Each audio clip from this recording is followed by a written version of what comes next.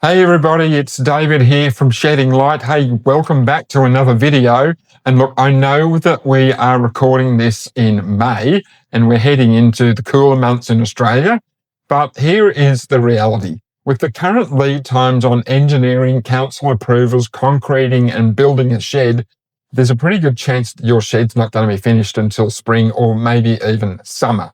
So now is a great time to be thinking about what life's going to be like inside your shed come January. So whether you're in the humidity of Darwin or the dry heat of Hobart, if you don't get your airflow right, you are not going to be building yourself a workshop. You're building yourself a $60,000 microwave. Look, today I'm going to show you about how to keep your shed up to 10 degrees cooler without blowing your budget on a massive air conditioning unit that you can't afford to run anyway. So look, the problem with sheds, the hot box effect. So the problem is that basically a shed is a giant hot box. Of course, it's a steel building and it is sitting out in the middle of the sun. And if you're like more than half of people who build a shed in Australia, you've probably built it in Australia's most popular colour called Monument, which of course is a dark grey. And of course, if you know anything about heat transmission, you'll know that darker colours are the best ones for transmitting heat, which means that by building yourself a big black shed, a big black metal box, you are effectively building yourself a giant buddy oven, and you are the little pie in the middle of that oven. So instead of actually trying to make the shed hotter by keeping that heat in, what you need to do is to keep the shed cooler by keeping the heat out. Now, there are a number of ways to do this, some of which are things that you can add on later to the shed, but most of them, one would probably want to be thinking about doing them before you build the shed. So the first and probably most important one you need to think about before you build the shed is insulation, because the insulation goes between the purlins of the roof and the sheeting itself. And what they do is they actually provide a thermal break and some reflection of the heat from the roof. Now that can make, 5 to 6 degrees difference in the heat of the day in the middle of summer, and you'll find that your shed's a much more comfortable place to be with insulation. So insulation's number one, and there's a couple of different types of insulation. The first, most common, and probably the most economic way to do it is a bubble wrap type insulation. Now, when I explain to customers what it is, I basically say it looks like the bubble wrap that you'd buy from the post office, and then you put tin foil on top and tin foil on the bottom, and you wrap the whole thing in netting.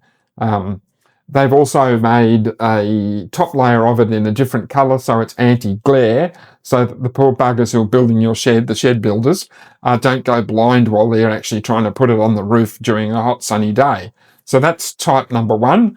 Type number two is the foam-filled insulation. So pretty much the same construction, foil on top, foil on the bottom, wrapped in netting, but in between is a 4 to 6, maybe 10, depending on your budget, millimetre thickness of foam.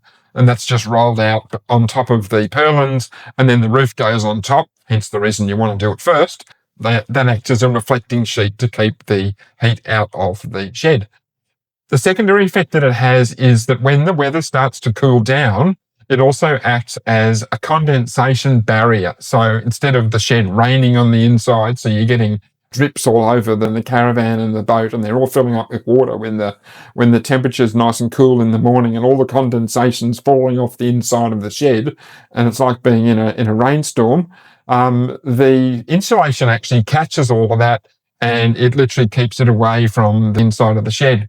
Now, pro tip, that's really important if you are planning on putting a lining inside your shed. Like, for example, you're planning on putting plaster in the ceilings or the roof to turn it into maybe a class 1 dwelling or even just an office or something like that.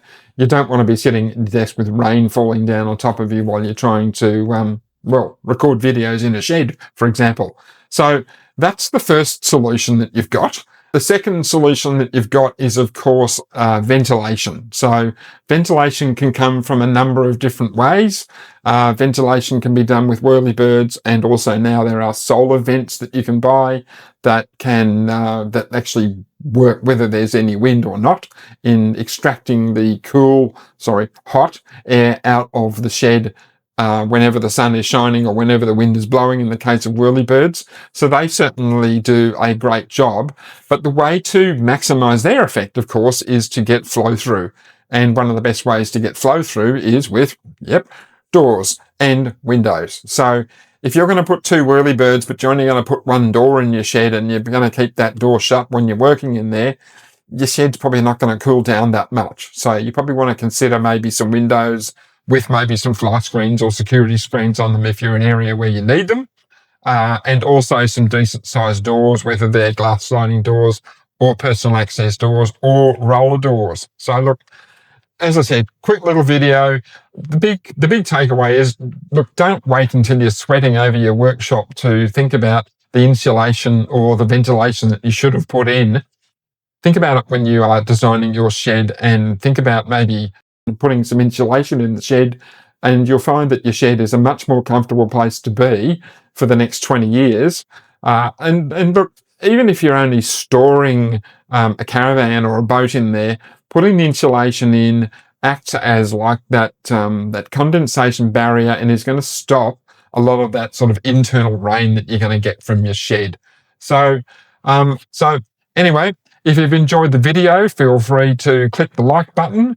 If you enjoy the channel content, then you can subscribe to the channel and also click the notifications bell to be let know when the next video is coming. Anyway, that's David from Shedding Light signing off on another video.